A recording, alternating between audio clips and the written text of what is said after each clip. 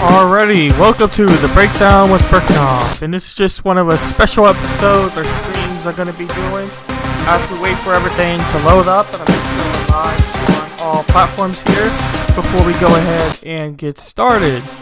So I'll go ahead and stop the music for now.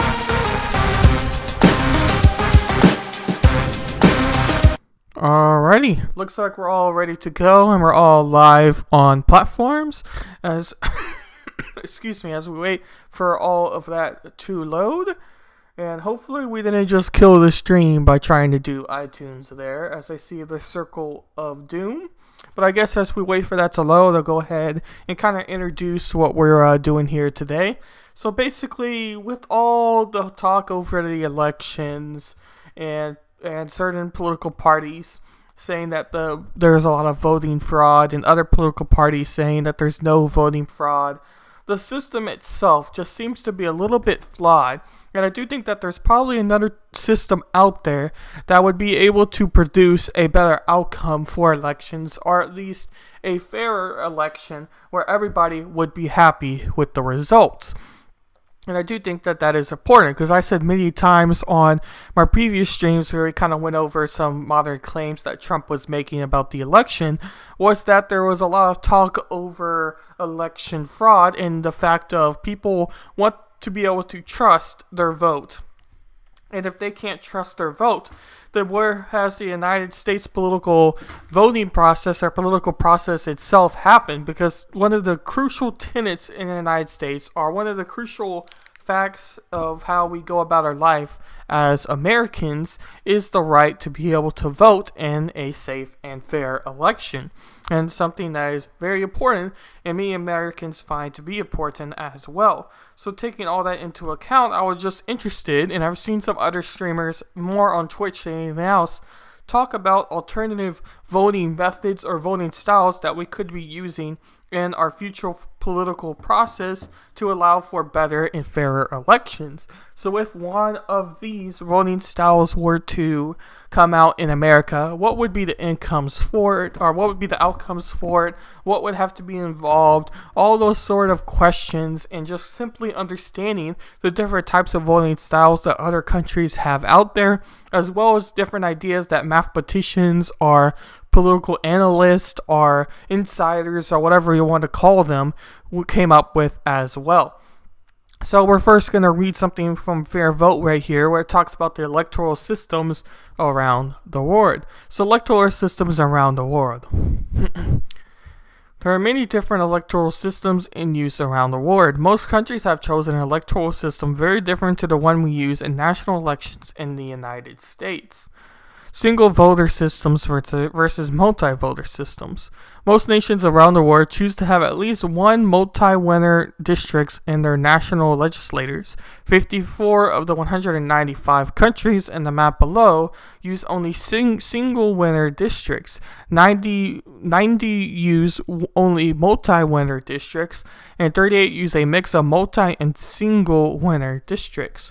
Proportional versus winner take all. Internationally, proportional representation is most common type of electoral system, with 89 of the 195 countries below using it. Of those 84 countries, 79 use list proportional system, with 2 using multi-winner RCV and 3 using other proportional systems. In addition, 34 countries mix proportional and winner-take-all. 64 countries use winner-take-all, including 37 that use plurality, including the United States, the United Kingdom, and Canada. Electoral systems under 35 major democracies.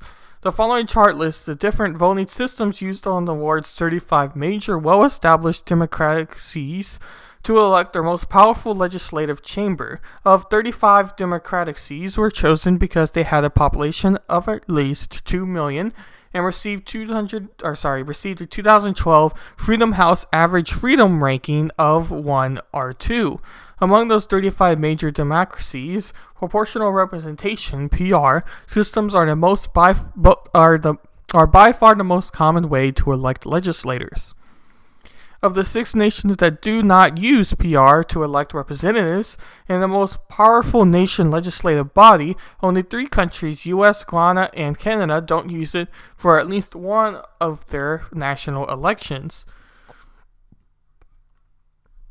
And so we'll talk a little bit more about that, but I thought that was a good place to start, to have a brief understanding of how the U.S. compares to other countries within our voting system, as well as how other countries compare to us. So kind of basically seeing where everyone is at when it comes to elections in our political system. But we'll go on to this next article where it talks a little bit more information about how voting works and different voting styles, or alternative voting styles, that we could be using in our election cycles in the future to once again have a more fair outcome cycle. I'm going to make sure that we are live on DLive right now. It looks like DLive never got connected here, which is unfortunate. I know that some people have struggled with getting DLive to connect in the past. So it looks like we're going to have to go DLive free for today's stream, which is unfortunate. But, yeah, this is a little unfortunate, but that's okay. We'll go without DLive for now. But anyway, so we'll be talking a little bit about alternative voting systems for what we're talking about over today. And I thought this was a really good article that kind of explained each sort of system that we could be using. The main difference between trying to use something like alternative voting systems in the United States is, again, getting people to agree on doing that, because you would have to have a mass amount of people agree. But also, the alternative to that, as we saw especially with this last election, is conflict between states. And what I mean by that is each state and the United States gets to make up in quotations there, but gets to have their own rules and how they go about their voting style. And we see that with, I believe it's in Maine, where they have their voting styles between 2 different districts. So the whole state doesn't count. It's rather split into 2. And I don't know if I'm explaining that super well, but basically they changed their local state process of how they vote in such a way that it's way different than any other state in America, but still within kind of the general way that Americans vote. It's basically just splitting into 2 separate districts with different electoral votes for each representative for those areas. But long story short, there is a way where individual states could potentially change the way their candidates or their constituents vote. But once again, it just seems very unlikely unless you will be able to get a mass amount of states to take one of these approaches with changing the voting style. But I do think that there's a lot of people that are more at agreement that something does need to change in the future for how we vote as America, or really the world for that matter, and how everybody votes if you think it's a mass issue, like some people have been speculating about. But really, we're just talking solely about United States politics just to keep things kind of narrowed and focused. But that's one of the big whole ideas about alternative voting, is that you kind of see more people acceptable towards hearing the idea after this last election, even if you're not necessarily one of the hardcore Republicans out there. There's still just a lot of people that saw that there were some fraud that existed, or there were whatever, and they don't necessarily think that the way we vote is as good as it once was beforehand. And hello, Hilda there, I see you on Twitch. Thank you for stopping by. And we'll be playing your video later on. I might switch it to the front here. It just depends on how the progression goes with my articles, because a lot of these articles kind of repeat themselves.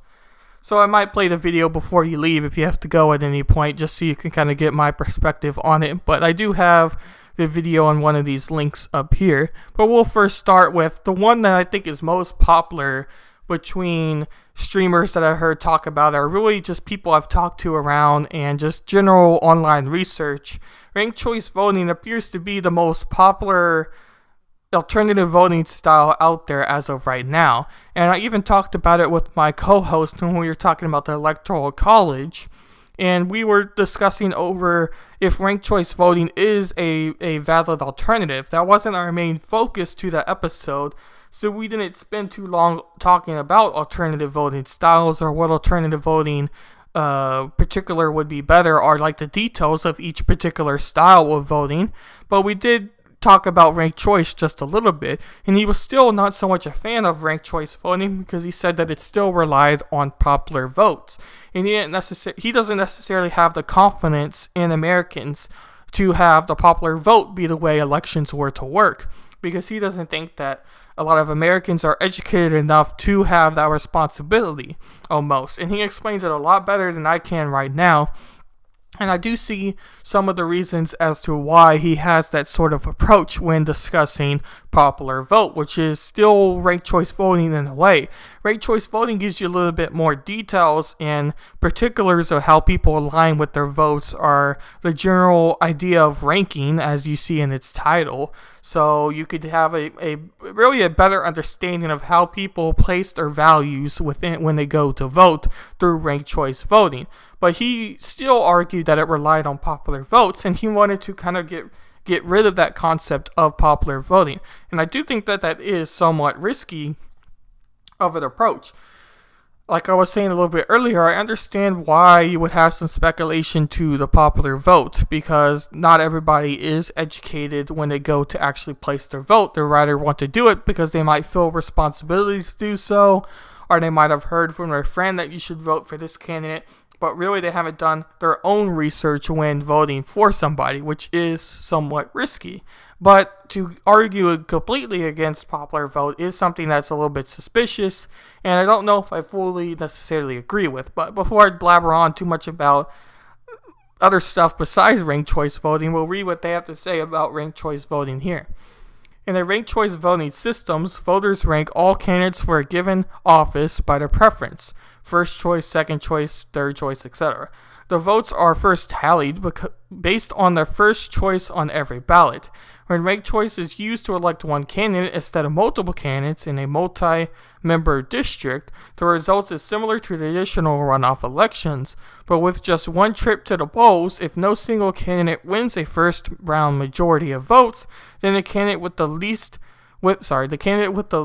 lowest number of votes is estimated, and another round of vote tallying commences. If a voter's first choice is eliminated, then the vote goes to the second choice, and so on. Eventually, one candidate receives a majority, over 50%, and wins the election. This is known as instant runoff voting.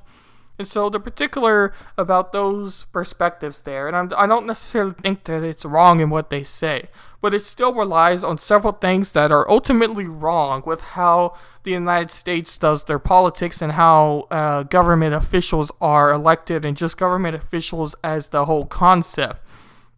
And really, it depends on one idea. One of the biggest problems about government, and I do think a lot of people agree about this particular problem, is that you have people who are lifelong politicians and they stay in politics for a very long time.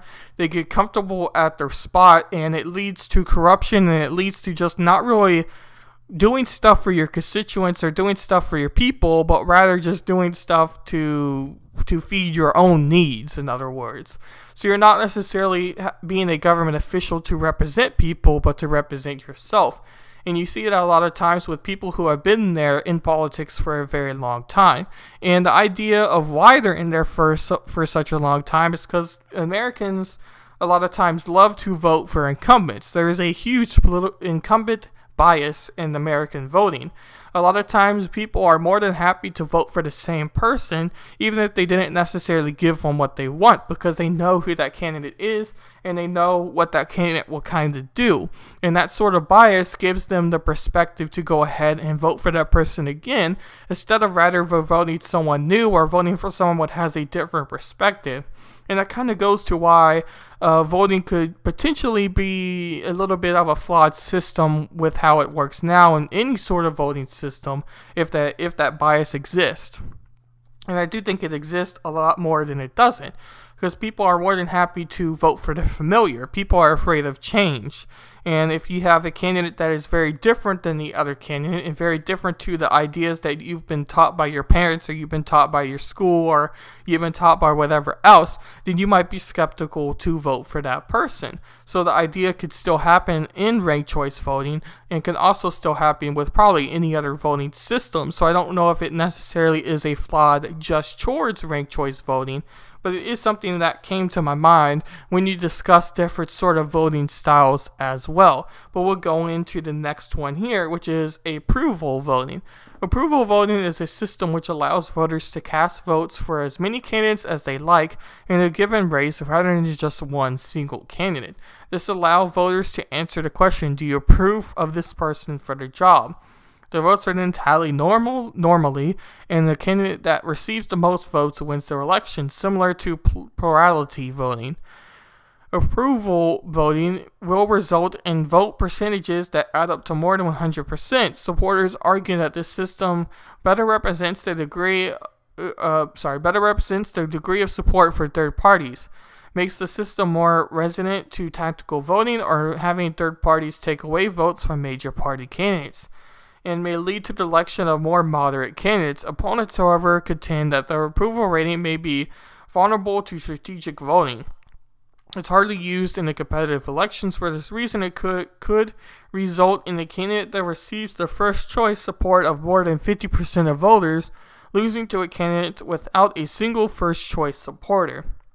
Currently, approval voting is not widely used, but is used by the national nations in a multi-round election to select a Secretary General and by some political parties and other private associations. In 2018, voters in Fargo, North Dakota approved a ballot initiative implementing approval voting for the multiple elections. The city had the nation's first ever approval voting election on June 9th, 2020. So the idea of approval voting is something that is an interesting concept, and I do see how it could lead to more third-party representation. I don't think that approval voting would necessarily lead to a third party getting elected by any means, unless a massive switch in American identity or American politics happens. In other words, how the system works and how third parties have to gain their support is such a massive uphill climb that it's very hard for a third-party candidate to win a national election through a Senate seat, through a representative seat, let alone a president seat. Right now, as how the political system works, a better approach for third parties is to take a much more local approach through governors, mayors, and individual representative spots, not as in the representative of the whole government, but more local representative than necessarily a statewide representative like you usually think of when you hear the term. That is a much better approach and a much easier approach for a third-party type of candidate to win in elections right now. But I do think that approval voting could potentially give a more understanding of how much third-party support there really is. Because when people have the option to vote for whoever they want to vote for in a presidential election, let's just take this last one for example. They have the option to vote for Joe Biden, Donald Trump, or Joe Jorgensen, and whatever other third party you want to throw out there. But those are kind of the main three through the Libertarian Party. And you can argue the Green Party to some extent, but we're just going to keep this example simple and just include the Libertarian Party through Joe Jorgensen. So if you give the people the opportunity to vote by approval voting, as we just read there, you could potentially have people not afraid to vote for Joe Jorgensen because they don't feel like their vote would cost their election. You saw that with Michigan, and I believe it was Wisconsin as well. If both of those states, people voted all for Donald Trump, or most for Donald Trump, I believe, in Michigan. I think they needed all in Wisconsin, but just to keep the example super simple, if both places were to switch their votes of Joe Jorgensen all to Donald Trump, he would have won both of those swing states. Now, obviously, that's not necessarily a super realistic example, because some of those Joe Jorgensen voters may have voted for Joe Biden instead if they couldn't have voted for her. So you don't necessarily know that for a fact. But if you take more a broad stroke over the issue, you would think that there is potential for a lot of Joe Jorgensen type of voters to switch towards President Trump or Donald Trump more than there would be towards Joe Biden. So it just depends on your approach. But the whole idea of that being is a lot of people are simply afraid to vote for a third-party candidate like Joe Jorgensen in a swing state, let alone any state for that matter, because they're afraid it would cost the election of their main candidate's candidate. Because you're like, I do support what Joe Jorgensen has to say more than I support what Donald Trump or Joe Biden has to say. But I know if I vote for Joe Jorgensen, I could cost ultimately the better result and the person I want more likely to happen. So if you have approval voting, or for that matter, ranked choice voting, it would have a more better understanding of how constituents vote and have a better understanding of individual voters being more likely to vote for who they actually want to vote for, rather than what they see to be a more strategic advantage to the overall agenda of American politics. Next one is proportional representation. Proportional representation describes systems in which the legislators are elected in multi-member districts rather than single-member districts, and the number of seats won by like-minded groups of voters, such as political parties and partisan election system, is proportional to the overall percentage of votes overall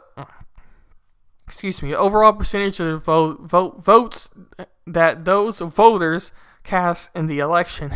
I don't know why that was hard. Anyway, for example, if there are 10 seats in a district and one party receives 50% of the vote, then the party receives 5 seats. Another party receives 40% of the vote, and that party receives 4 seats. And the third party receives 10% of the vote, that party receives 1 seat. To make proportional representation possible, legislators and others are restricted so that there would be a few or no single-member districts, as it is most common currently. The most common form of proportional representation used is party list voting, often associated with parliamentary systems, but used in some presidential systems as well. Under the simplest form of party list voting, each member nominates the number of candidates equal to the number of seats that a multi-member district voters then indicate their preference for a party, not individual candidates on the ballot. Parties then receive a certain number of seats based on the vote and select candidates by the order on the ballot. There are many variations of party list voting, including mixed number systems in Germany, while many legislators are elected in single-member districts and open list systems, as in Finland, where voters may vote for individual candidates as well as parties. So you have that whole idea as well. And proportional representation, as I mentioned there, would have to have many legal changes to happen in our politics system to have equal representation of the idea, or proportional representation, because that's kind of what that means by equal representation through the voting, and the proportion being how many percent you got. It's a very interesting idea if you take it simply by party. I don't necessarily know exactly how that would work necessarily, because you would vote more along the lines of party necessarily than you would vote along the lines of a candidate. But then again, by voting for that candidate, you're voting for the party. So either way, you're kind of doing the same thing, but it would just depend how many percent of votes go towards which on a more national or representation level. And I don't know exactly if you keep the same system we have now. In other words, in Texas, if it goes more towards Republican by 50 whatever percent, and you have your 5 representatives for for Texas, and then let's take the state of like California, where their votes like 60 or whatever, and you have 60 or 6 representation in the House or whatever.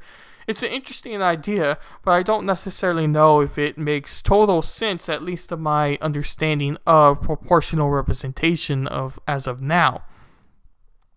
So I thought this article was also interesting because it mentions alternative voting in the House and other sort of implementations it's had in the past. So we'll go ahead and read that. In elections held under the FPTP, which is the first past the post, each voter makes a mark next to one candidate on the ballot paper. first past the post is a polaritary voting system. The candidate who wins the most vote in each constituency is elected. See, the key word there, or the key words there, is each constituency is elected.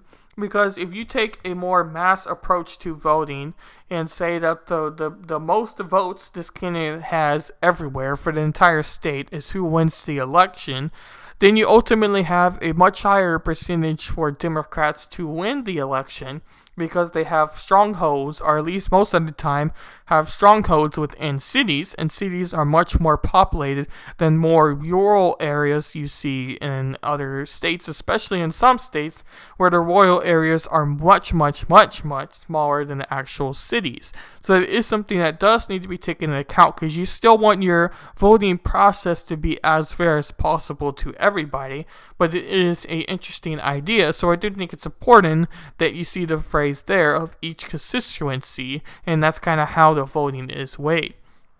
When elections held under the alternative vote, each voter may rank candidates on the ballot paper in order of preference, 1, 2, 3, etc. For this reason, an alternative vote is known as preferential voting system. After marking the first preference, voters may choose to express further preferences for as many or as few candidates as they wish. The count begins by allocating votes in line with the first preference. If a candidate has an absolute majority, more than 50% of the votes after this allocation, they are elected. If no candidate is absolute majority, then the candidate in last place is eliminated and their votes are relocated according to the next highest preference expressed on each ballot paper. If a voter has not marked a preference for any candidate that remains in the contest, then the ballot paper is set aside from the count. The process continues until a candidate has an absolute majority of votes left in the count, then is elected. And you see a little graphic here where it says votes are allocated on the bias of first preference, and then it goes to, does the candidate have more than 50% of the votes left? If yes, then that candidate is elected. If no, the candidate with the fewest votes is eliminated and their votes are redistributed. You see that go back out, and then they ask again if that candidate has 50%, and goes on from there. So if you have like 8 people in a race and there's not anybody with over 50%, then the process of no would happen a lot more, and you tack out all of those bottom feeders. And if nobody has 50%, then you would have, I'm assuming, a runoff sort of election still under the same premise, just less candidates to overall rank or to have preferential voting towards. So that is a interesting idea. And you see an example where they have the first past the post ballot paper, and then they have the alternative vote ballot paper where they rank the candidates and their party and whatnot, and you go on from there. But once again, I do like the idea of ranked choice voting, or what they basically are calling ranked choice voting here, because it does give a more understanding to each candidate and to how your constituents feel. Because it would be interesting this last election, if there was ranked choice voting, to see who would be third in a lot of places. Because I do think many people, as I was mentioning earlier, if they had the choice to rank their candidates, and if they were being 100% honest, they might have a lot of people who would vote for Joe Jorgensen or the Green Party or any other alternative party you might have voted for, then followed by the main candidate. And who knows, maybe you would have a lot of people who are willing to vote for third parties. You might have a Libertarian as your first choice, your Green Party as your second, another third party as your third, before you even get to one of the main party candidates. So it would be interesting to see more of a approach, basically a more honest approach to how constituents feel and to how votes are counted. And I see Hilda's got a comment here. Hilda says, in Canada we have FPP, first past the post, and it is horrendous. It does not represent the will of the people. The people. How do I say? Anyway, the will of the people. And could you put like top 3 reasons why that doesn't represent? Because I do think that it still relies mostly on popular vote, and the idea of popular vote is something that would seem like a great idea, but there are definitely weaknesses to the popular vote perspective. And I don't necessarily think that, although it sounds very weird to say, that the candidate who wins popular vote is necessarily what the people want. Because there's a whole big perspective and idea about people just willing to vote for what they hear rather than what they necessarily know of the person. So I don't think that all the times a lot of people who win popular vote is necessarily the best choice for the candidate. But it's a very weird idea, and I wish I could kind of explain it better than what I'm doing now. And my co-host is very good about explaining his perspective as to why he doesn't like popular vote, like I was mentioning really at the beginning of the episode. And I've been thinking more and more about what he has to say about it, but most of these alternative voting choices still ultimately rely on the concept. And it's kind of the core concept of how voting works anyway. So it's very hard to kind of understand that perspective as well as forming your own perspective on it. It would simply need to have more research or at least more thought before I could come up with a fully thought out perspective on it. And that's kind of why I'm doing this stream now, just to kind of learn about more alternative voting styles and how they're implemented in other countries around the world. 5 alternatives to American ballot design and why they suck too. I thought this is a good article. What kind of talked about some of the ideas of alternative voting, but why they also don't necessarily make as much sense as well. And this is by Fast Company, and these articles are all linked up in my YouTube video, but also in my Discord if you're interested in reading the articles yourself later on or anything like that. But we'll go ahead and read on from here a little bit. The 2016 presidential election has raised all sorts of questions about the imitation of our voting system. How could someone lose the popular vote by almost 3 million votes and lost nearly 2/3 of the economy, still become president? It has a lot to do with our electoral system. Nikki Case, the digital artist behind an incredible explanation on how neurons work, is back with a new web project that explores the very question to build a better ballot, but only explains some alternatives to our current ballot system. It visualizes how adopting such systems would change the results. Right now, Americans who vote simply tick off a box that says who they want for office. It's called first past the post ballot system. We have used since the beginning mostly because it would have seemed perfectly sound in ears before data modeling. In first past the post system, the person with the most votes wins, at least in theory. But here's the problem. Let's say there are 2 candidates in a race charmingly called Stephen Square and Tracy's Triangle, in cases interactive both on the opposite sides of the political spectrum. Tracy Triangle is winning the election. Now here comes a third-party candidate, Henry Hexagon. Recognizing that Tracy is doing well in the race, he positions himself politically to close to her. What happens? The spoiler effect. For example, look no further than the 2012 election, when Ralph Nader stole votes from Al Gore, letting George Bush win. The spoiler effect can result in the least popular candidate in a 2-party system winning an election when a third-party candidate enters the race. We have known for way too long that our current voting system, first past the post, forces voters to be dishonest, creates a polarizing lesser of two evils scenario, and screws over both major and minor candidates. Sums up Case. So what are the alternatives? As it turns out, there are plenty of decent alternatives, and Case Interactive looks closely at 5. In one alternative called Instant Runoff, voters rank each candidate from first to least favorite. This system is actually already used in local elections in San Francisco, Minneapolis, and Portland, and Maine. There are also a variation in which voters are asked not which There's also a variation in which voters are asked not which politician they think is best for a given office, but how many would find acceptable for a given office. There's also a system in which you score candidates on a scale between 1 to 5, and then just add things up on ratings. Whatever has the highest score wins. Most of these systems are put forward by statisticians and have not been used in politics, although you may recognize the concepts as informing design of, say, Amazon and Yelp ratings. Let's see, Hilda's got some comments here.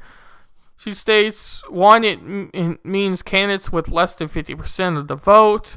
2, people running in different ridings can earn the same percentage, but one of them will be declared a winner.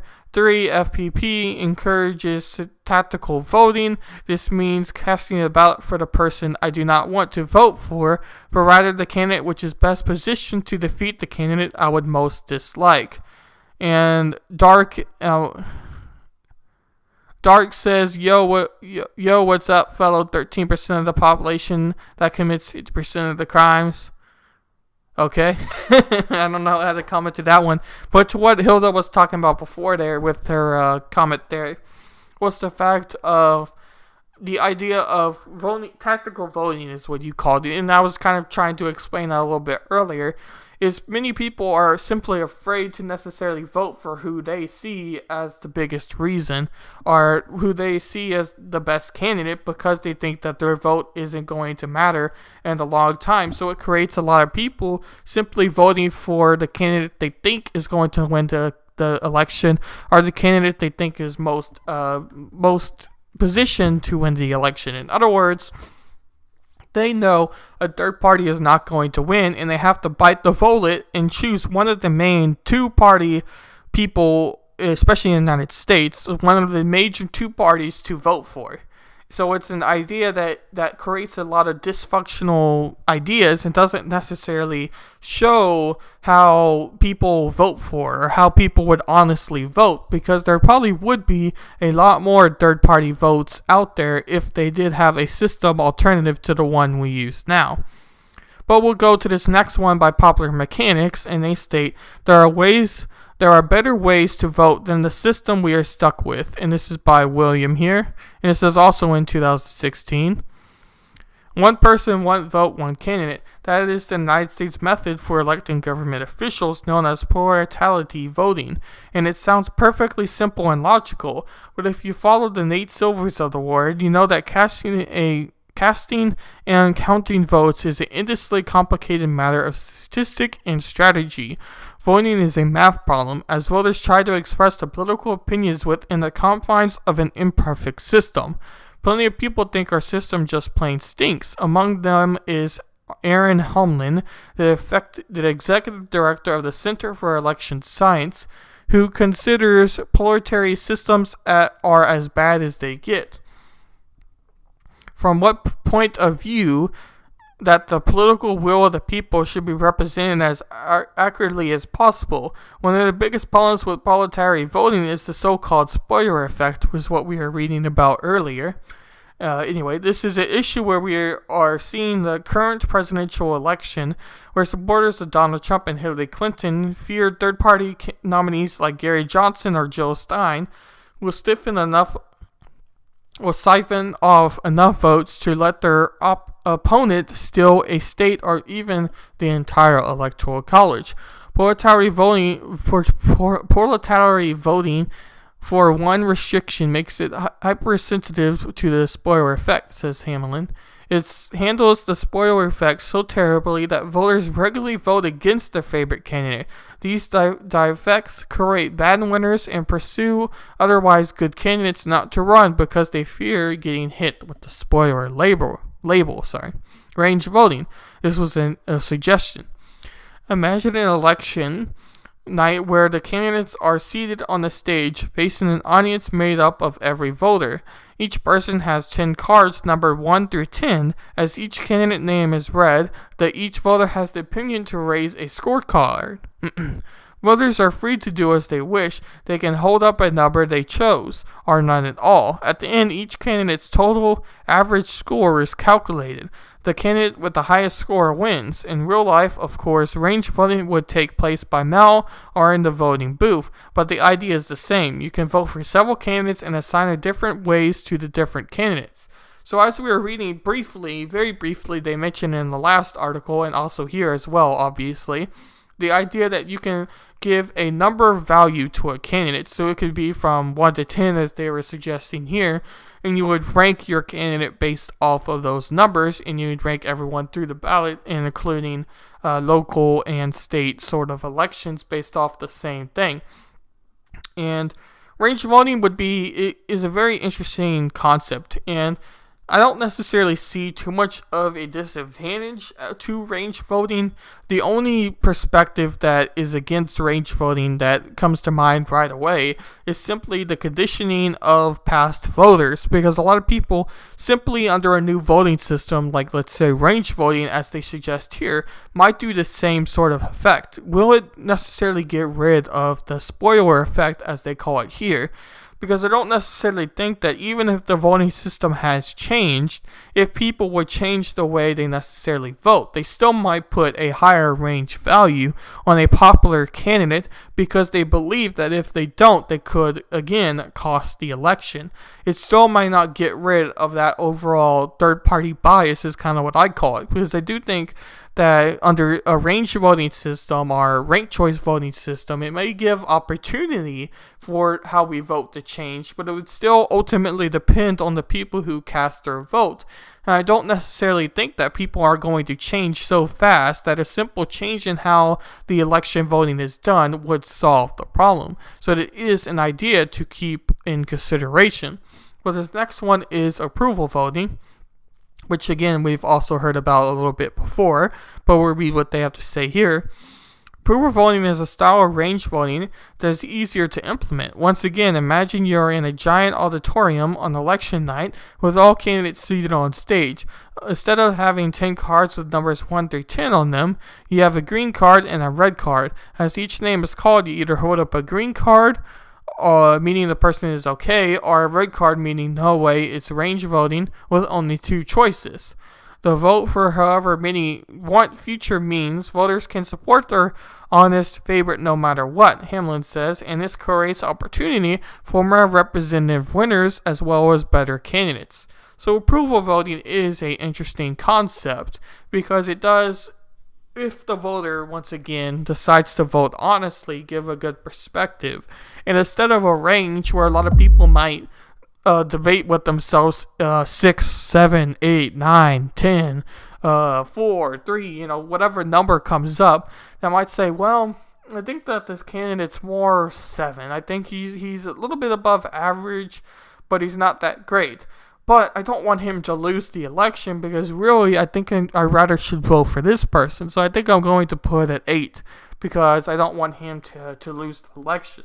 Now you may think that that's illogical through voting, but once again, that is the very thing you're trying to get rid of when you're trying to change the voting style. So it still ultimately depends on the actual person going to vote, and even a change of the voting style or how we vote may not necessarily yield to better results.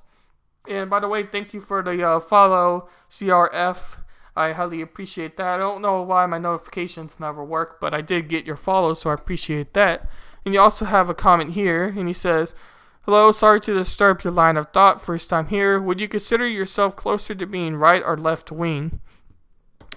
That's a question I get sometimes, and really the best way I could answer the question without spending too much time answering the question is I consider myself to be more moderate, and I know that's a very easy way out when answering the question, but I don't necessarily have all right views or all left views by any means, and I try to approach things from a more middle perspective. But if I had to pick a side to the debate, I would say that I probably lean more right than I do left as of now, but I'm progressively getting more and more left as I kind of go over these ideas and think about politics more.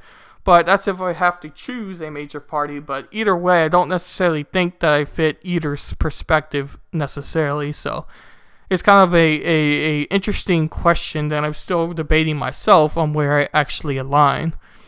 But this next one is what we hear the most, and it's interesting on what Popular Mechanics also has to say about it, but they have ranked choice voting as their next perspective.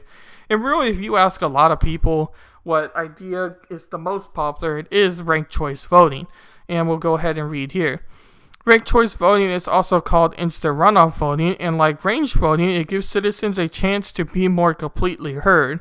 Voters assign a rank to each of their vote choices on election day, so if your preference for president were candidate B, then C and A and D, then you would rank those first, second, third, and fourth. Basically, instant runoff voting is a way to express your second or third choice, rather than having to select only one. Logistically, it works like this. The votes are counted, and if any candidate succeeds more than half of the first choice votes, he or she wins. If no one has 51% of the vote, however, the last place candidate is estimated. Say you voted Joe Stein first and Hillary Clinton second. If Stein came in last, she would be eliminated and your vote would move over to Clinton.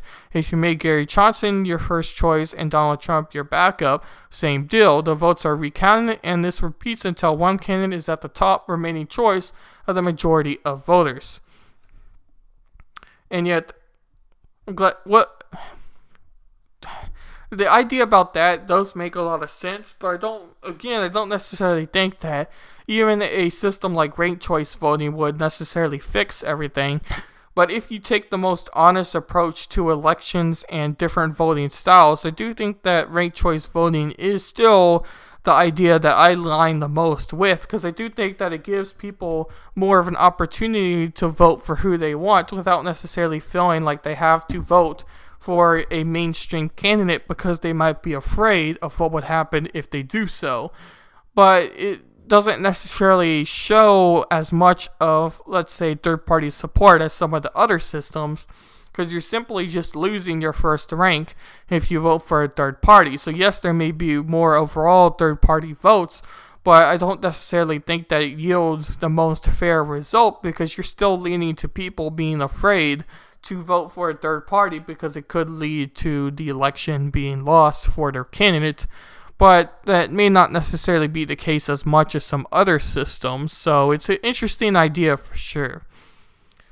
This next article is the new voting system that could save our democracy, and this is in 2020. And we'll go down to where it talks about it. Okay, we'll start here.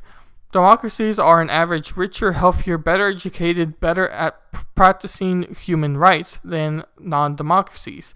However, across the world, trust in governments and democracy systems through which they are elected is failing. Between 1986 and 2013, the percentage of people in the UK reporting to trust a government to place the needs of the nation above the interest of their own party more than halved. The percentage of people who believed they had a duty to vote also fell from 76% in 1987 to 57% in 2014. Why is democracy a millennial-old system suddenly failing? Currently, in most elections, referendums. I don't know why I can't say the word. I'll probably learn it later. Each person is given one vote, which is the single vote. They can express their preference for an opinion or candidate. Overall, several alternative options. The option that receives the most votes wins. The system does not work as well as it should. It's possible for one option to get a small number of votes but still win. If it receives more votes than the next popular opinion, then it can leave the majority unhappy with the outcome. So the power of preference is really the main idea, and they kind of discuss that here in the article as well, but I'll answer your question there. You put, later on this, can you link here the previous article you were reading? And yes, I can put the link in the description for sure. I also have it, I'm also going to link it in my Discord after I finish here. And I also have it on my YouTube channel as well in its description if you want to jump to any of those. But I can pull it up on the stream itself for sure. And I'll do that after we finish with this article here, if you want it directly in the link. But I will have those links up in my Discord server after I finish here. Alternative voting systems do exist, but only one has been shown to better reflect the needs and desires of voters. One mechanism that could help to save our democracy is quadratic voting. It works like this. Everyone who is eligible to vote is given equal numbers of credits, which can be used and place votes on different options. Voters can spread their votes across the different options, or alternatively, they can place multiple votes on single options they feel strongly about. But importantly, placing multiple votes on a single option becomes increasingly expensive in terms of vote credits used. This is quadratic part, so it might cost 1 credit to place 1 vote on an option, but cost 4 credits to place 2 votes on it, 9 credits to place 3 votes on it, and so on. This system allows the voters to express their relative preference for multiple options, while ensuring that only those that care deeply about a single option will cast additional votes for them. Quadratic voting arguably has the advantage of arriving at the result that achieves the greatest possible good for the greatest number of people. And this was a very interesting idea because this was the only place where I heard this perspective when I was looking at alternative voting. Now, I'm sure there's other articles out there that discuss this sort of voting style, but you kind of hear about the main options. And if you listen for any of the last 10 minutes of the episode, you've heard about the main ones that you always hear about when alternative voting comes up. And this is a slightly different idea. And it's simply a placeholder type of voting. So if you get 1 credit, or let's just say you get 10 credits. So it's similar to ranking the candidates, I guess.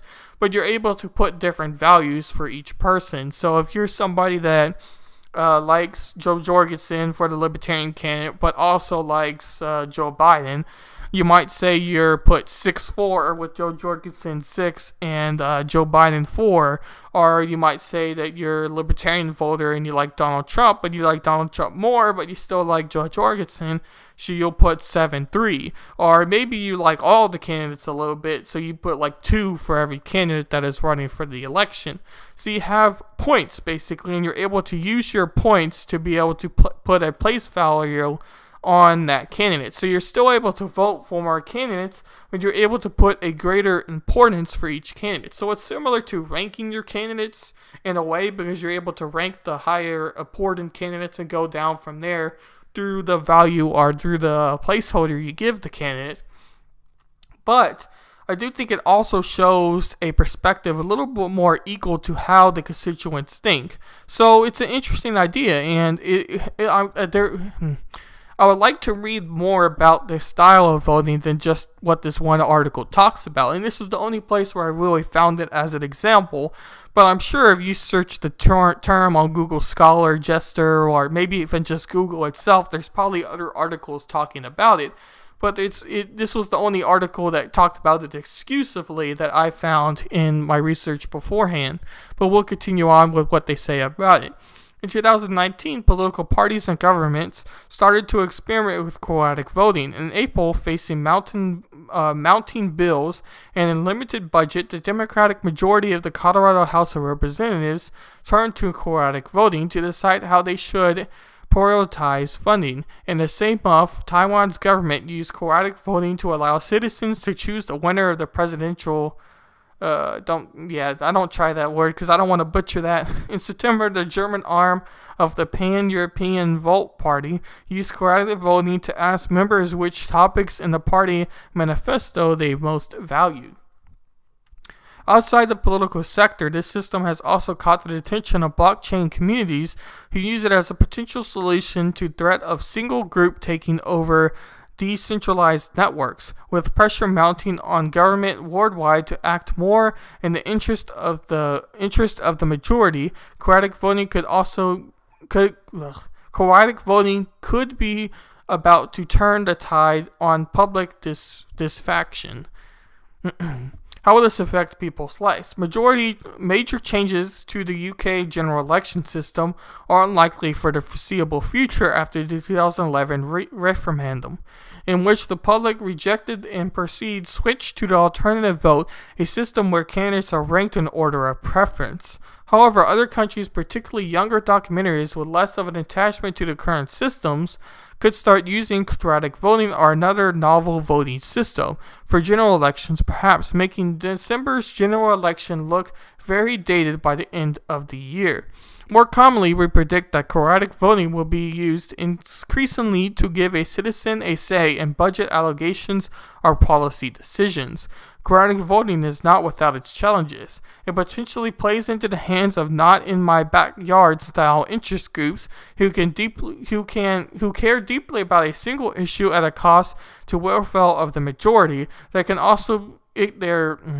also the danger of the larger incentive it gives voters to buy, sell, or trade votes. And it is an interesting idea because potentially you could have fraud happen with this style of voting more than any of the other styles. Excuse me, because even with ranked choice voting, where you simply just put 1, 2, 3, 4, 5, and so on, and you rank your candidates, you then add up those candidates by who's 1, who's 2, who's 3 on the average, blah, blah, blah. You then fix that with data, who's second, but you get that entire process of how that works. But with a particular style like this, you could run into people in interest groups like they mentioned, or people forming groups on their own, or the candidates forming groups. Because what we learned on a fraud stream I did months ago now, well, maybe about a month ago. Anyway, I did 2 streams just about election fraud in the past and voter ID laws on if they were suppressive towards the vote. And I did 2 back-to-back kind of election fraud type of streams, not necessarily talking about the election fraud now, but the past election fraud. And most election fraud happens by the candidates themselves.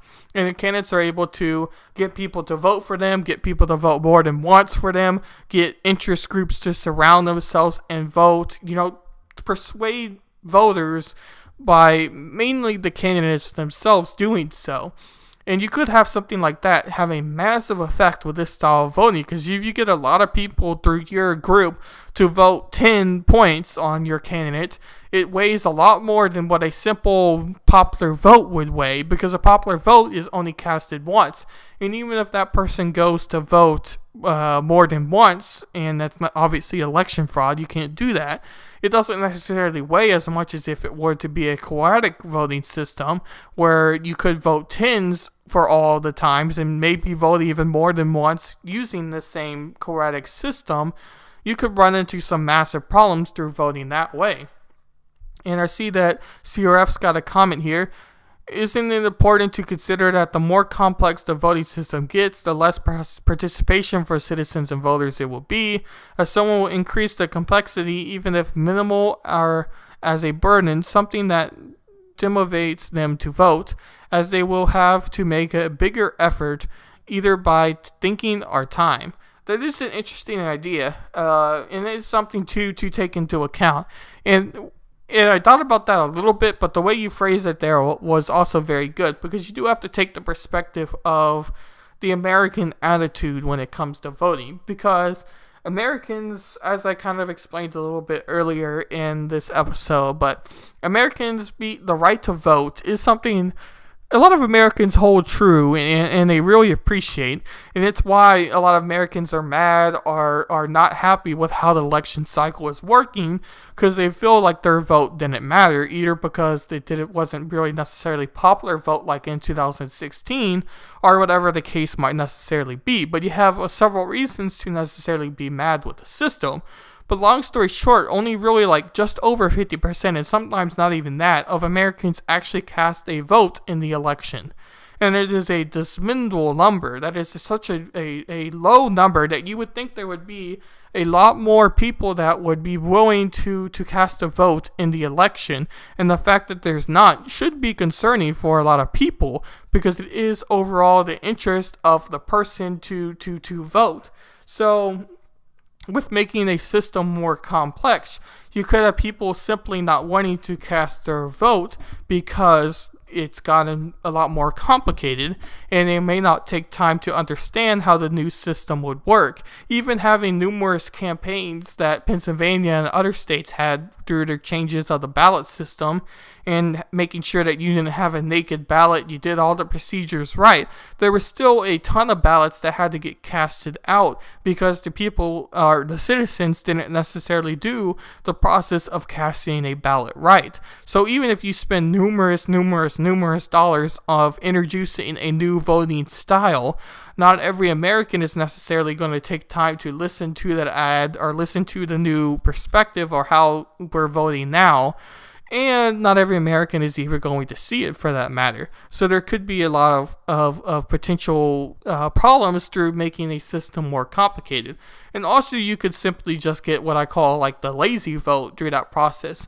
And people are going to, when they do ranked choice voting, or let's just take quadratic voting like here, they would vote for just 10 on their mainstream candidate, or who their mom says they should vote for, who their dad says they should vote for, who their friends say they should vote for.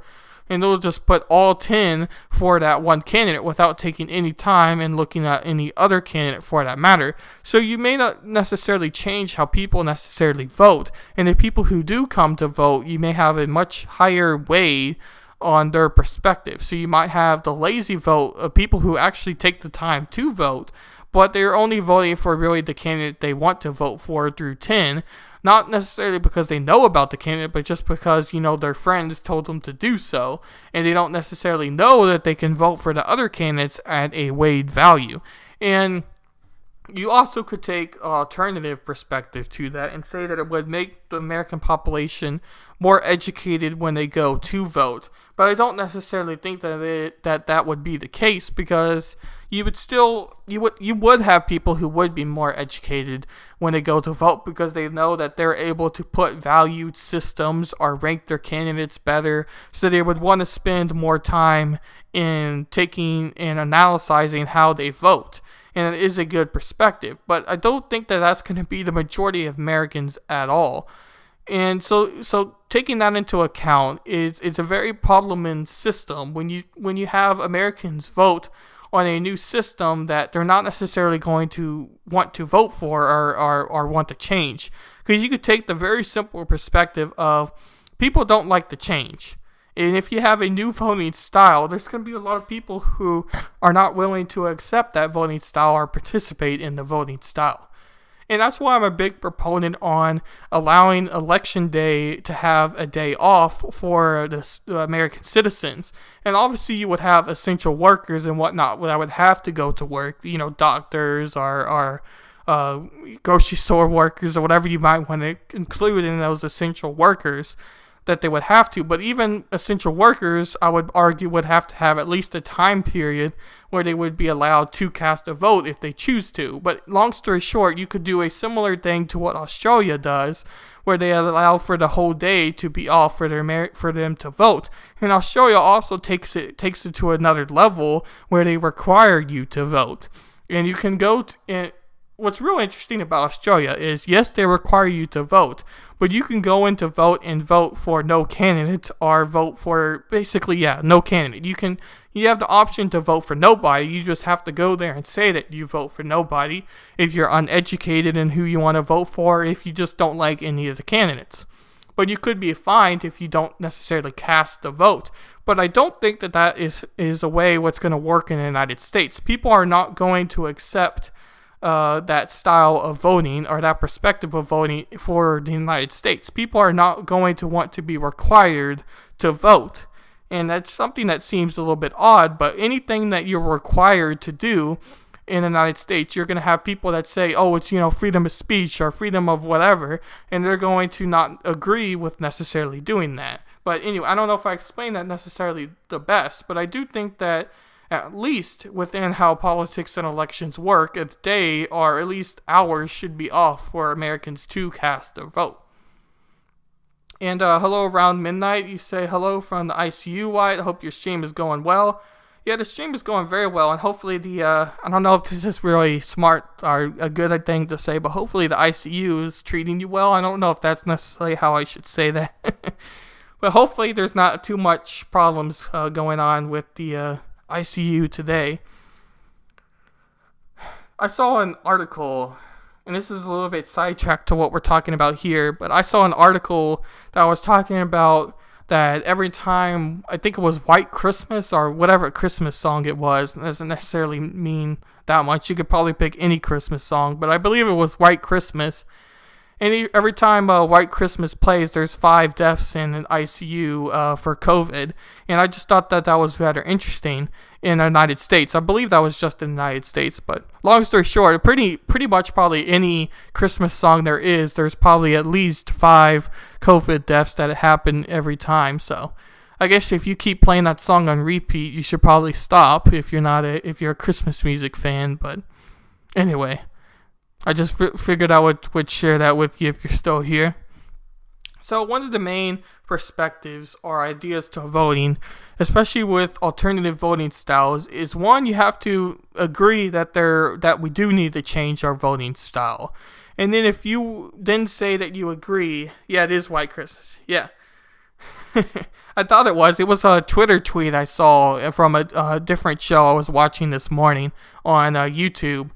And you probably wouldn't like the show very much, any of y'all guys there. But it was interesting that he was talking. I love to listen to the show.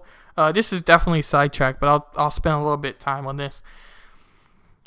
To answer the question, I believe it was by CRF when he asked me how I identify politically. It's a complex question because what I used to be much more to the right leaning than I am now, for sure. And I would definitely say that, as I told him, I'm more moderate than I am anything else. But I do watch shows on both perspectives. I used to watch a lot more right-leaning shows, and now I probably watch more left-leaning than right, just to get more perspectives on things. But they were kind of laughing at the whole idea that every time, White Christmas, there's 5 deaths. And I'm like, well, that's a very interesting concept if it is true with COVID cases or whatnot. But anyway, I just wanted to mention that it's funny that you can take a simple story like that and you could have one perspective where people, kind of laugh at that whole idea. And then you can go to the opposite side of the political spectrum where they hear that same tweet or the same story and they're much more kind of sympathetic about it and think that something needs to be changed. So it's just interesting that you have those two very different perspectives when you're talking about a political person who leans more right or a political person that leans more left, and you just have your completely two different perspectives on things. But it also kind of relates to the topic we're discussing now with the whole electoral system on if an alternative voting needs to happen or not, because like I was saying earlier at the start of this article, you have to agree that the voting system does need to be changed. And as of right now, there's not too much agreeing happening by anybody. So the whole idea that you will get someone to agree with you does seem very, very odd to happen. But then again, you don't necessarily know. So they had their ideas here, but I wanted to read this last one here, which was kind of about both of their proportional voting and plurality voting. But since we've heard a lot about those, I more wanted to read their conclusion of what they said about both and their whole perspective, because I did like the perspective they came in when talking about this. So we'll go on and read here. What quickly becomes apparent in looking at all these different kinds of voting systems is that how the votes are counted makes a great deal of difference in the outcome, particularly when one considers the complicated calculations that accompany the transfer of votes in an instant runoff election. A paper ballot can be designed to capture votes for political parties and first throw NTF choices for candidates, but the scanning systems that capture these votes may need to be refined to facilitate the tabulations of those votes. The transfer of votes from first to second or third to fourth. Choice candidates in an instant runoff election would have to be managed separately because local scanning systems will not have a full picture of the outcome of the vote. Electronic voting systems provide another solution to the challenges posed by these multi-voting systems.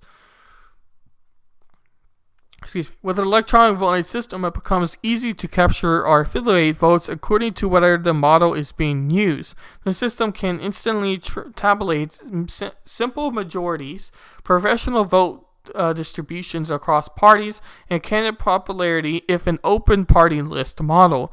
Even instantly and accurately transfer second, third, and ninth place votes, permanently voting to determine the victor in an instant runoff scenario. All voting systems involve some kind of trade-off. Minority parties as well as minority votes and minority opinions tend to be underrepresented as a result of winner-take-all approaches to voting, and the party in power can succumb to the temptation to gerrymander districts to ensure future political dominance. A broader swath of opinions can find representation of a proportional, semi-proportional voting system.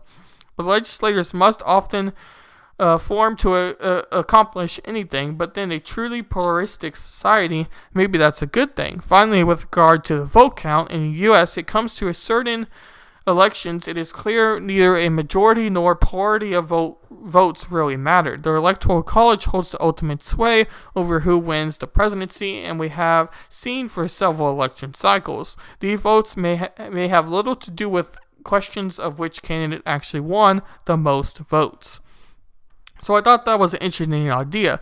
Although we didn't necessarily look at the particulars of what they were talking about voting machines, and we've heard a lot of claims about voting machines with this last election through election fraud through election fraud claims by Trump and his legal team. So I didn't necessarily want to spend too much time talking about that because I've heard it way too much.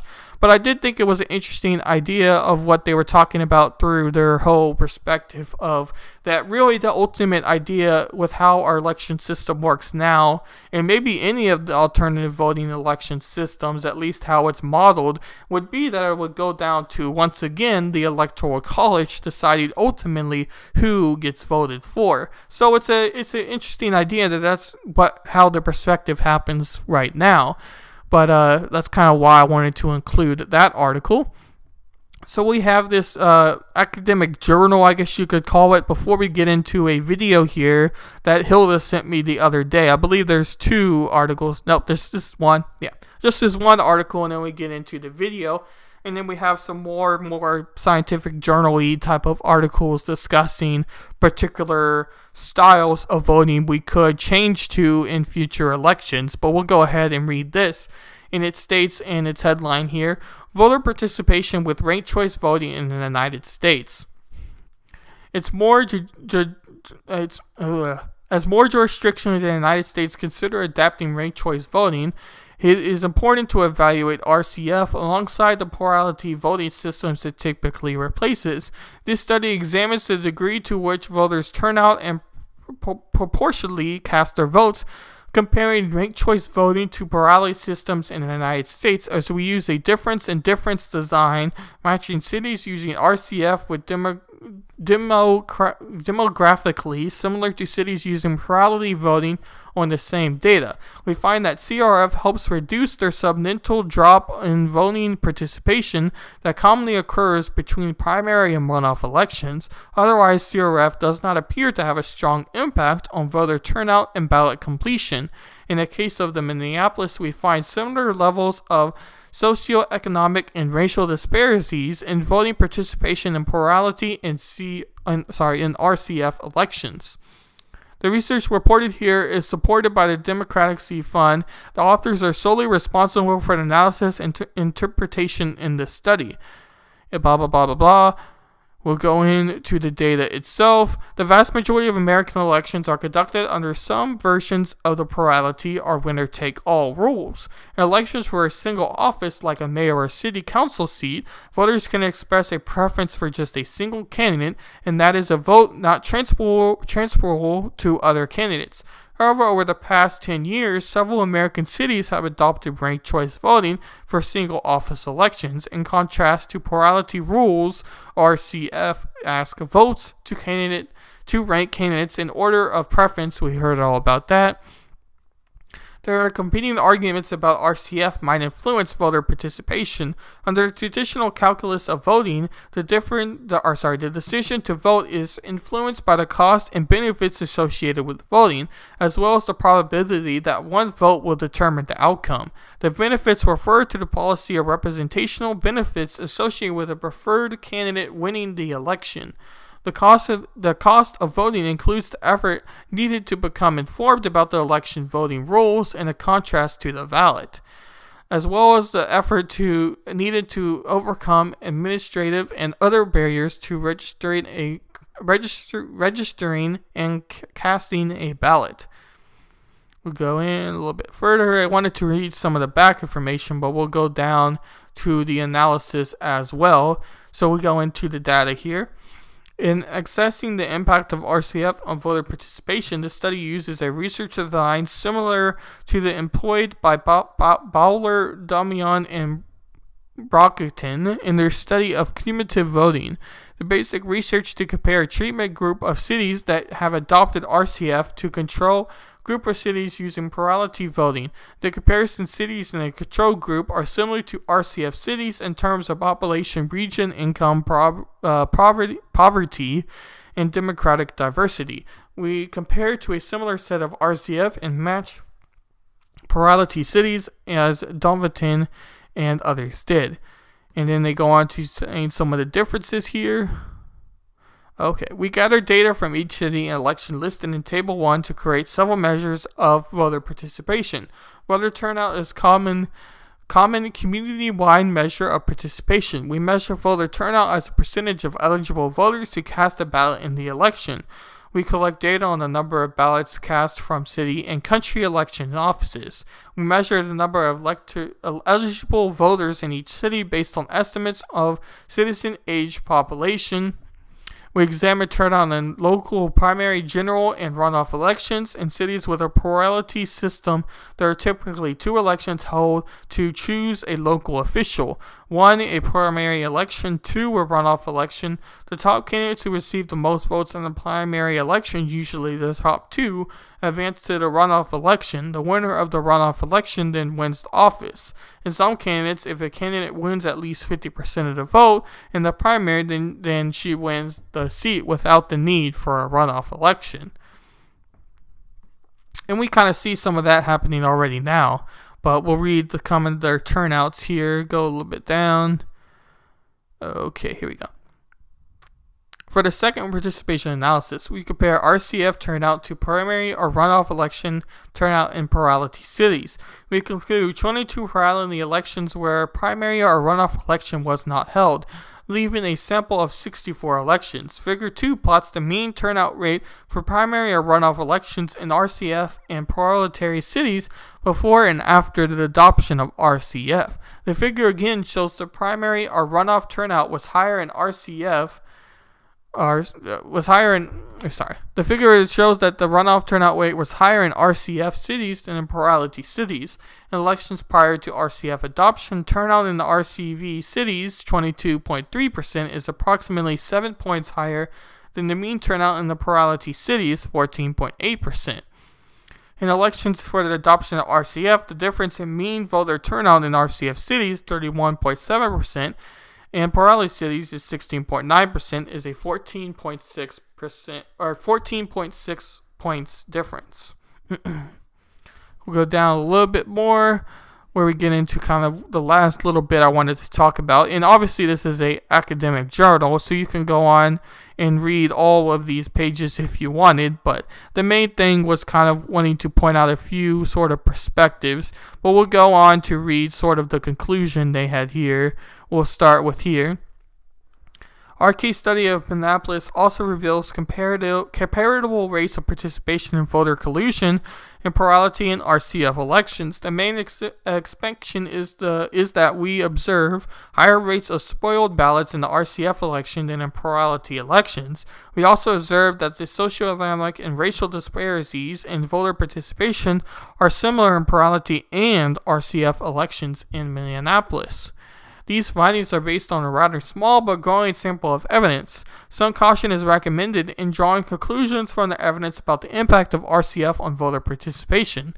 Nevertheless, the research design can be used to continue to examine the effort of RCF adoption on voters.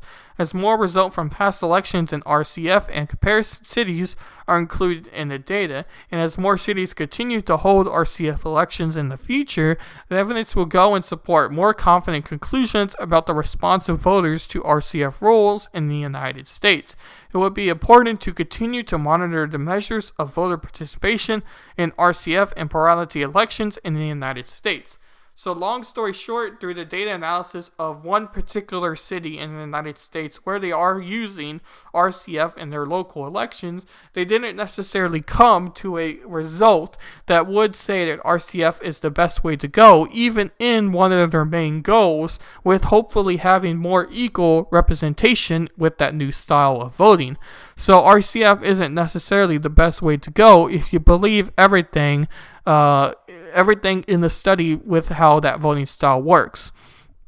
Now, I don't know if you're still here, Hilda, but hopefully you are, because this was the video you sent me probably about a week ago when talking about your idea of alternative voting through a mixed number proportional. So we'll go ahead and play this video for everybody, and I'll go ahead and plug in my second computer while I do that so that I can see the chat and not have to keep bouncing around, because that makes everything a little bit worse. But okay, you're here. Perfect.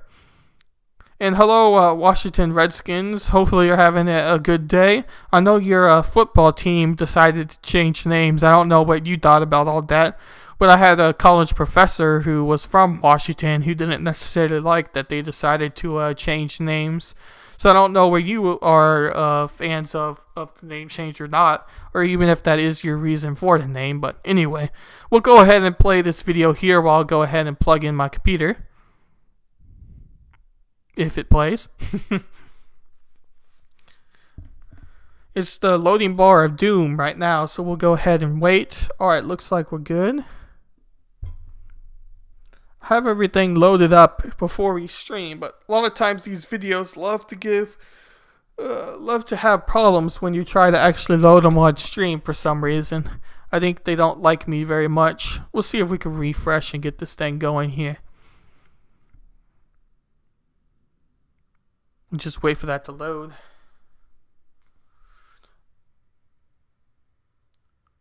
The moment of silence. Guess I'll take a drink break right away.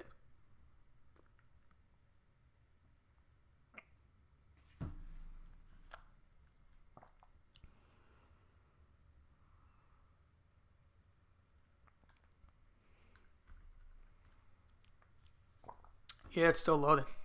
I'll see if I plug in the computer while it waits.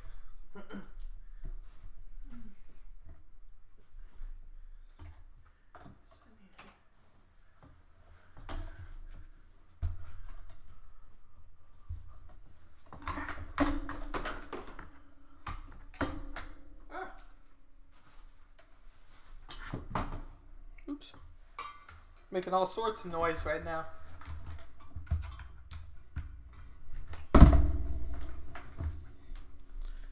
Okay. Looks like the video's now going to want to play. We'll do this real quick.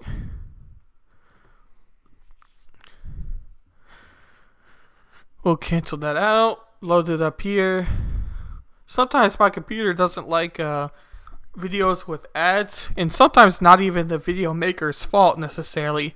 But if the video has any sort of ad, sometimes it gets a little bit crazy about wanting to play on Safari sometimes. I don't necessarily know why. I guess because of ad blocker, but usually it wasn't giving me problems. But now it gives me a lot of problems if there's any sort of ad in the videos, either by the company or by YouTube. BC, but here we go. Every MLA is chosen the same way, based on votes in a small area, known as a riding. Hopefully I didn't just mess it up there. Right now in BC, every MLA is chosen the same way, based on who gets the most votes in a small area, known as a riding. It means every person is directly elected, but it also means you can get a majority government with less than 40% of the vote. And it also means large areas of the province are dominated by parties that are chosen by only half the voters. One alternate voting system is mixed member proportional. People would vote from one candidate from one party, same as right now, and the person with the most votes would get elected. However, ridings would also increase by size, by around 50 to 100%. That's so each region of the province could have a combination of regular MLAs and something called list PR MLAs, who are allocated by how well the party did in that region overall. Let's use Vancouver as an example.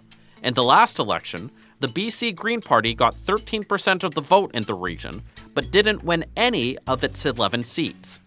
In this system, the city would be divided into regular ridings for MLAs and list PR MLAs chosen by the regional vote. And the Green Party would get one of those MLAs, regardless of how many Vancouver ridings they won directly. It would benefit different parties in different areas. The NDP regularly win at least a quarter of the vote in the Okanagan, but they haven't won a seat there in over 25 years. And the Liberal Party got over a quarter of the vote on Vancouver Island last election, but just one of its 14 seats. So MMP changes that. If this is the system voters choose, though, there's a lot that would have to be decided by politicians after the referendum, including whether the candidates and the order in which list PR MLAs are chosen is determined only by political parties or regular voters as well, and whether people will get a single vote on their ballot or a separate vote for local candidate and preferred party. To learn more about the two other proportional representation systems BC voters will be considering in this. So that's an interesting idea, and I don't know if I necessarily heard of this style of voting before you showed me the video here on today's stream, and also checked out a little bit beforehand, obviously, to see what exactly this was. And the only problem, from my brief understanding of what the process of voting is for that style of voting, or for the alternative voting style, is, and this is arguing from a U.S. perspective, because I don't necessarily know too much perspectives for Canada or for the United Kingdom or any other national sort of perspective. But if you're going to do it by representation level, like let's say it's kind of like gerrymandering here in the United States, I could see something like that potentially happening based off of that voting style, because if it's left up to political parties to come up with what their borders are for their constituents, then there could lead to several problems that we experience here in the United States. But I don't necessarily know if I understood completely about this voting style, so it may not be an actual cause against this sort of voting style, because I may have misunderstood what they said about expanding borders or allowing more mass of people to vote. But then again, it could ultimately lead to more equal representation of especially local officials if you expand more than kind of narrow in. Because a lot of times, especially in the United States, through gerrymandering, politicians are able to change their constituent layouts or how of who actually votes for them, and it leads to them getting reelected or for their party to get reelected because they're allowing for just their political people to vote for them because of gerrymandering and whatnot. But I don't necessarily know if that would necessarily be the case for that style of voting, but it is definitely an interesting idea. And once again, I may have just misunderstood the exact details of that style of voting, but according to aceproject.org, they have some advantages or disadvantages to this style, and I'll go ahead and read that. While MMP remains proportionally beneficial or benefits from a PR system, it also ensures that elected representatives are linked to geographical districts. However, where voters have two votes, one for the party and one for their local representative, it is not always understood that the vote for the local representative is less important to the party vote in determining the overall allocation of seats in the legislature. Furthermore, MMP can create two classes of legislators, one group of primary responsible and beholden to a constituency, and the other from a national party list without geographical ties and beholden to the party. This may have implications for the cohesiveness of groups of the elected party representatives. In training votes in seats, MMP can be proportional in the electoral system as pure list of PR, and therefore shares many of the previously cited advantages and disadvantages of PR. However, one reason why MMP is sometimes seen as less preferable than straight list PR is that it can give rise to what's called strategic voting and nominees. In New Zealand in 1996, the constituency of Wilmington Central, some National Party strategists urged voters not to vote for the National Party candidate because they had cancelled that under the MMP. His election would give the National Party another seat, but simply replace an MP who would be elected from their party list. It was therefore better for the National Party to see a candidate elected from another party, providing that the candidate was sympathy with the National Party ideas and ideology, than for votes to be wasted in support of their own candidate. And I see Hilda here says, oh, we have gerrymandering here in Canada. The MMPR, mixed number proportional representation, actually solves that. I will see if I can find a better video for you. I found it. Would you like me to post it in chat? Yeah, you could go ahead and post it in chat for sure. about that idea. And like I said, I may just have a confused perspective about exactly how it would solve that problem or fix the problem, because even in the United States, that is a major issue. And most of the time I hear, especially from right-leaning politics, and this was an idea that kind of got me super frustrated with the right, you could say, was the fact that people were more than willing to say, okay, gerrymandering might be bad, but both sides get to use it. The whole both sides argument, it's like, oh, I don't understand why you would ever in politics say, okay, yeah, it's a bad idea, but since we both have the opportunity to use this bad idea, let's just go ahead and use it. Like, what? That makes absolutely no sense in any perspective to why you would want to do something like that.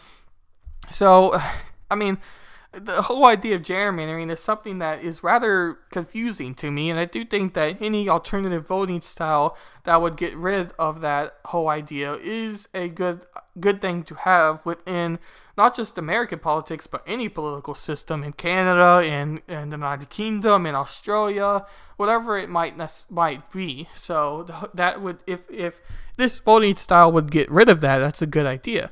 But I do think while I go ahead and pull up the chat here on my main computer, it would be the only problem, and if the problem is true like they're suggesting, would be party loyalty, because I do think that party loyalty is a bad idea in a lot of ways, because it could yield a lot of different results because of it. In other words, especially in the United States, you see a lot of people who are voting for Democrats all across the party, and you see a lot of people who are voting for Republicans all across the party.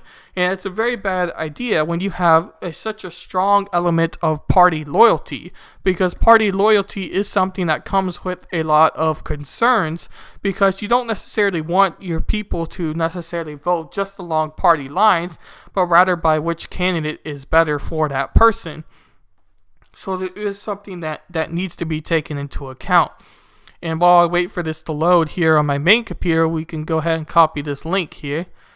And I am getting a monitor for Christmas, so I'll be able to have a monitor set up to look at the chat instead of this second computer here and have everything hooked up. So I'm very excited for that, because I'll be able to monitor chat and pull up links and videos and not have to pull it up directly on the computer, because it doesn't necessarily look the best for a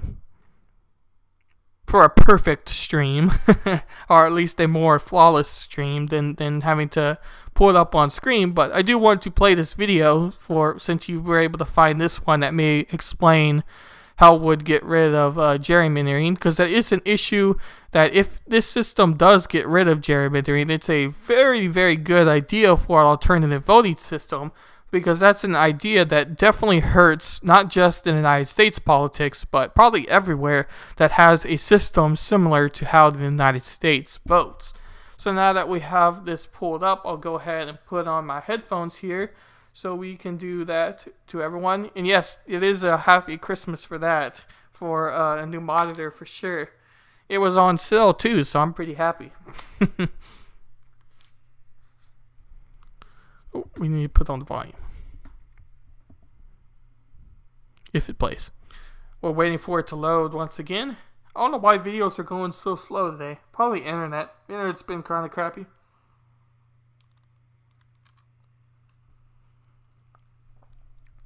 We'll put this up. Yeah, the internet's a little bad.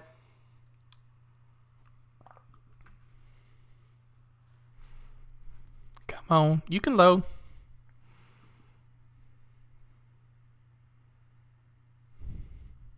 Yeah, we're just waiting for load. But yeah, I'm very excited for that. I also have a couple other things that I'm excited to do, because I don't know if I necessarily told y'all, but I kind of have I guess you would call it a hobby or a idea about the whole perspective. Or let me repeat.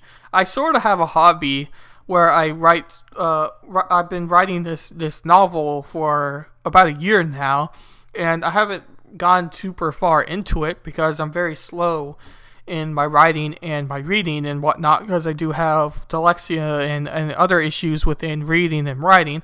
But I really like this idea that I wrote as a college story, and I decided that I would expand on it and make kind of more of a passion hobby project for writing. And so I also, because I want to write more, I want to read more, so I also have like 2 books that I ordered for Christmas and whatnot, so that I can read more. So I'm excited about that, even though it's not necessarily something that I'm very good at doing. It's something I want to do to get better at, I guess you could say.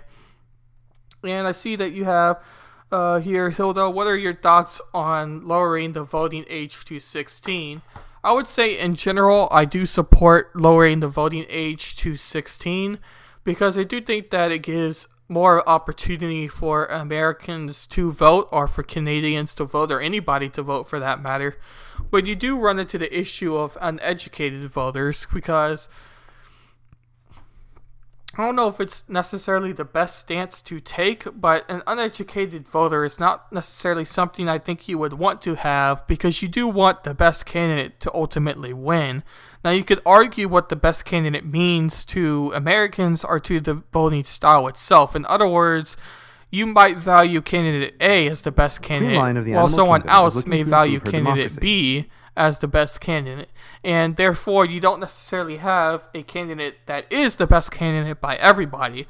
So I don't necessarily think that that's a valid argument against it. But I don't think that you necessarily want to have people who vote who don't know who they're voting for. So lowering the age could have more of that happening, just because sometimes, a lot of times, young voters would just vote for who their parents say they should vote for. But at the same time, at the age of 16, 17, and around there, and even 15 for a lot of people, you start to get people and high schoolers who become very interested in politics because of debate, or because of government, or because of whatever reason it might be. So you have to have that whole perspective for that idea. I see Hilda says, "You are a closeted anarchist. Welcome to the force." Yeah, I guess I should mention it here. I'm going to have a video that I'm probably going to release on January 2nd, which is over the documentary The Monopoly on Violence. And The Monopoly on Violence is a very good anarchist documentary, so I would highly suggest you watching that if you haven't already, or watch my video on it if you want. But it's going to go on my YouTube about an analysis of the documentary. But anyway, it's a very anarchist approach to how to fix our politics system today. And I'm probably going to live stream the release of the video probably on January 2nd, if not January 3rd, where you could talk about it with you if you're there, or anybody else who may stumble upon it. But I am going to live stream it to my DLive and Twitch as well, so that y'all guys have the opportunity to see it if you don't necessarily have YouTube or whatever it might be. But the video has loaded up, so we'll go ahead and play this video and see what they have to say about mixed number proportional representation. Queen Lion of the Animal Kingdom is looking to improve her democracy. She recently allowed citizens to elect representatives to the Jungle Council, which governs the kingdom. However, she recognizes that her citizens are not happy with the voting system. Let's watch an election on one of the small islands of her kingdom to see why. On this island, there are 3 political parties, the 2 big ones, Kia and Tuatara, and a small third party, Kakapo. On election day, the citizens each cast 1 vote for a local candidate they want to represent the range they live in. The results are as follows, with the average across the island that Tuatara gets 49%, Kia gets 48%, and Kakapo gets 3%. The election is run using first past the post, meaning that the candidate with the most votes wins. Because Tuatara got the most votes in each range, they get to control 100% of the seats on the council, and this is why so many citizens are unhappy. The majority of them, the 51% who voted for other parties, get no representation on the council at all. This seems unfair to Queen Lion, but she's not sure how to fix it. The citizens like having local representatives and don't want to change the range boundaries. But luckily Kiwi, one of the citizens of this island, has a suggestion for Queen Lion on how she can make the system better while keeping local representation and leaving the ranges as they are. The idea is called Mixed Member Proportional, or MMP, and it makes 2 changes. The number of seats on the council is doubled, and each citizen now gets 2 votes, not 1. Here's how it works. At first, election day for Kiwi is just the same as before. He gets a list of candidates running to represent his local range on the council. Kiwi picks one, and the winner will be the candidate with the most votes. So far, the system is no better. Tuatara again wins all the local elections, and still more than half of the citizens don't have any representation. But here's how Kiwi's second vote and those extra seats on the council fix this. Kiwi uses his second vote to pick his favorite political party. These second votes are tallied up and show the percentage of support that each of the political parties has among the citizens as a whole, and reveals how imbalanced the council is so far. To fix this imbalance, members of the political parties are added one at a time to make the council more proportional. Tuatara is the most overrepresented and Kia the most underrepresented, so Kia gets the first empty seat. This continues, adding one Kia at a time until both Tuatara and Kia are overrepresented and Kakapo is underrepresented, so they get the final seat. Now the Jungle Council represents, as close as possible, the actual preferences of the citizens, which is a huge improvement over the old first-past-the-post method. There is, however, one interesting question that should arise at this point. Exactly who decides which members of the party get those extra seats? The way it works is that, before the election, the political parties make a list of their favorite candidates in the order they want them to get on the council. So if there is only one extra seat for their party, the name at the top of their list is chosen. If they get 2 extra seats, the first 2 are chosen, and so on. This makes MMP a bit different from other voting methods in that it makes political parties an official part of the way the election works. This may give the party leaders greater control over their members because they can reward or punish their actions by changing their placement on the party list. While this may be a disadvantage of MMP, there are a number of other benefits that Queen Lion in particular likes. Because fewer votes are wasted, it mostly eliminates gerrymandering and prevents minority rule. It also gives more choice to the citizens by encouraging political diversity. This point is worth expanding on. Notice how, with MMP, the percentage of votes for the local representatives isn't the same as for the parties. This is because in the local elections, citizens have to vote strategically. For example, Kakapo voters don't like Tuatara at all, but they can tolerate Kia. Since there are so few Kakapo voters, they know that their candidate doesn't have a chance of winning the local election, so it's really a race between the 2 big parties. Thus, many of the Kakapo will vote Kia in the hope that he might win and be their representative. However, when it comes to voting for their favorite political party, this strategy doesn't matter. The more votes a party gets, the more representatives it has on the council, so citizens are free to vote for smaller parties they like, knowing that every vote counts. Queen Lion reviews her options and decides to switch her kingdom to MMP. Now, for the first time, the Jungle Council is a true reflection of what her citizens want.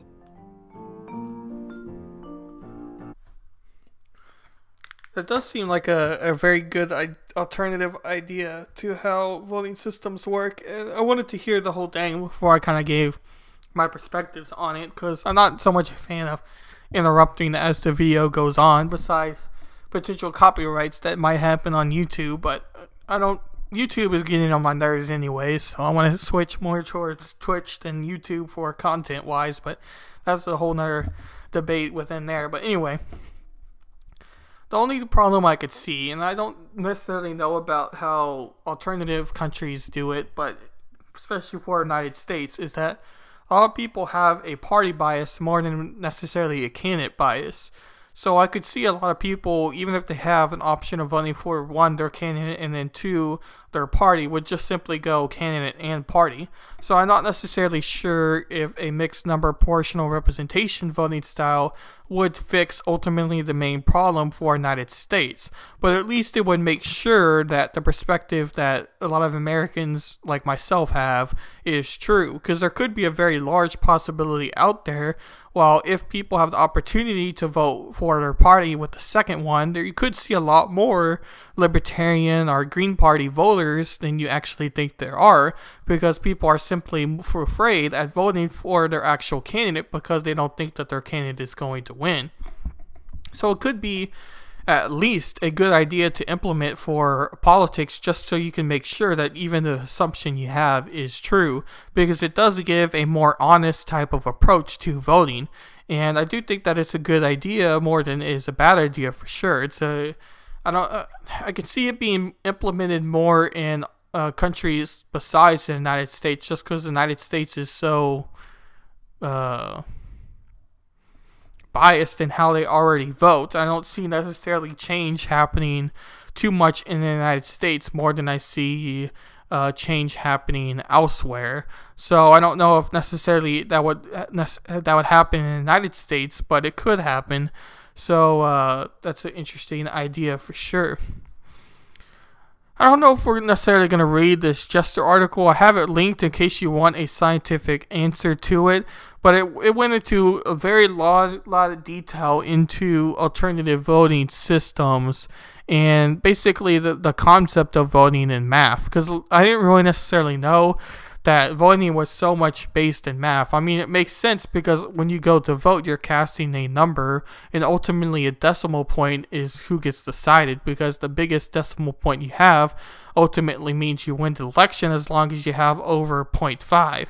So it's interesting to kind of get that whole perspective. I see Hilda's got a comment here. Thank you for your insight, and thank you for opening up to new ideas. Cheers.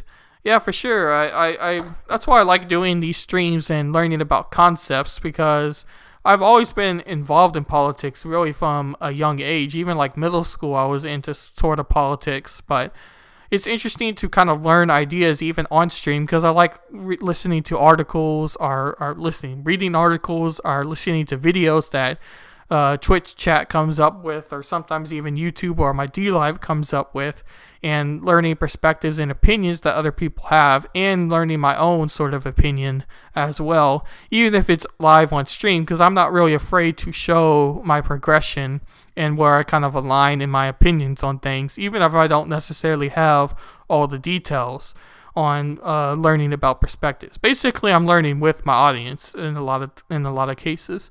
But this last article I thought was kind of interesting, and it states how people vote when offered to vote under different rules.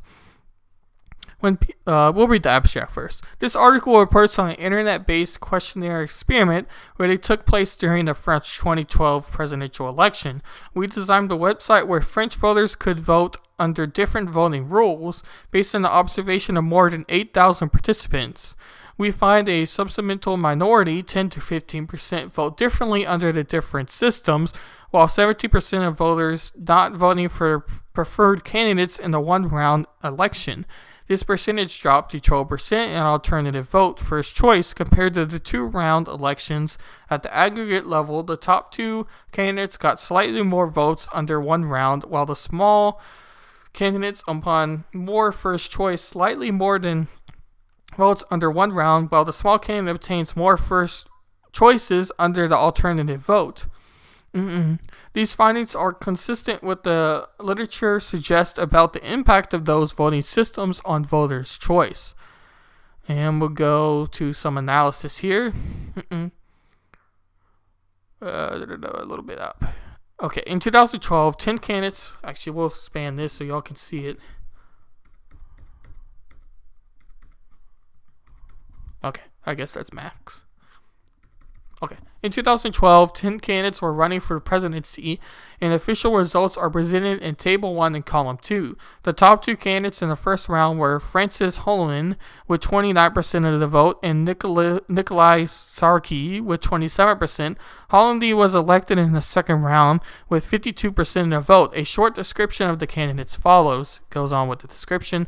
Aside approval voting because of the concept of Sinclair voting, what the rule is unclear, and for the AV we consider only the first ranked candidates. Column 2 of Table 1 shows for each candidate the weighted percentage of respondents who reported the candidate as preferred candidate in terms of the first preferences. Sarkozy comes first with 25%, followed by Hollande with 23%, then Le Pen and Macron with 15%, and Bayrou with 11%. For each voting rule, we compare how many people voted for the person we indicated in the questionnaire as their first preferred candidate. A vote is determined to be sincere when the cast for this preferred candidate. The proportion sincere vote is 83% for round 1, R1, 87% for two rounds, 2R, and 88% for alternative vote.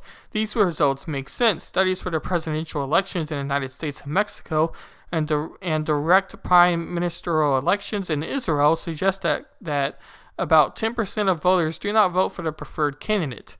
More distinction from sincere voting is indicated here, which is not surprising given the high number of candidates, many of whom are not viable.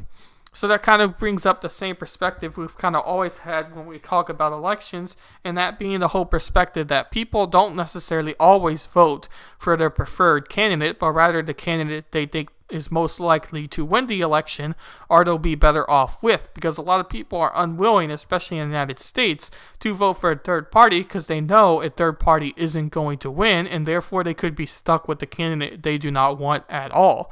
And it is a very interesting perspective. But that's kind of all I wanted to share here on stream today, and thank you for stopping by, everybody who did, including Hilda around midnight, Washington Redskins, CRF. Thank you for the follow as well.